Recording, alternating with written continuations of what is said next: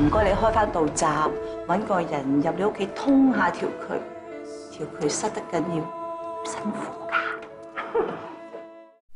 Hi, welcome to the Silver Spleen. My name is Carl Braithwaite, and this is my review of High Fidelity. High Fidelity opens with a scene so refreshingly crass and trashy that I thought it was 1994 all over again. A young man is auditioning for a duck club in Shenzhen. He displays his central qualification to the female boss's discerning eye, and without blinking any eyes of his own, nonchalantly grabs up a tube of lubricant whose name comes from the postal abbreviation for a mid-South American state, and shows that he is capable of rising to the situation totally sans inspiration. He hangs his hopes and dreams on this peg, and probably his jacket too, and it's apparently capable of carrying that weight. And after that, things really get sleazy. High Fidelity is the story of a group of housewives who decide that what's good for the gander is good for the goose. Our story quickly unfolds. The women discover that their husbands are being unfaithful and decide to fuck back, as it were. They take a trip to a city not named in the dialogue, which is odd because this film has virtually no chance of playing up above, i.e. in China. It's odd because it seems as though, well, if we don't say it in the movie,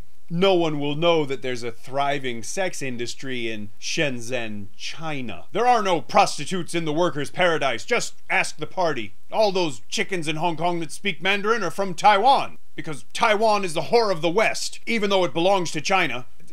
Whatever. Of course, sex isn't allowed in China-friendly films. Now, obviously, sex is allowed in China, but people aren't allowed to enjoy it.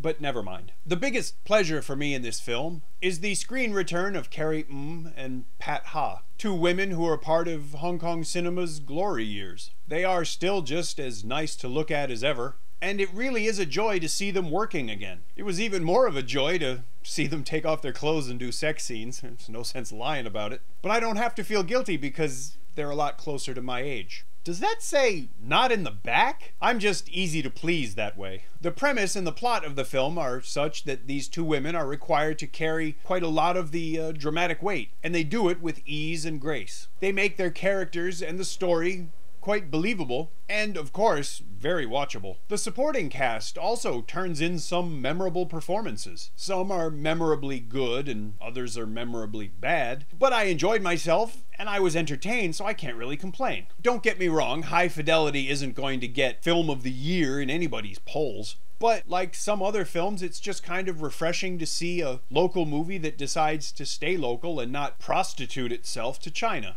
I'll recommend High Fidelity. It's crass and it's sleazy and it can make you feel as though the people around you are a bunch of untrustworthy scum. I feel that way a lot.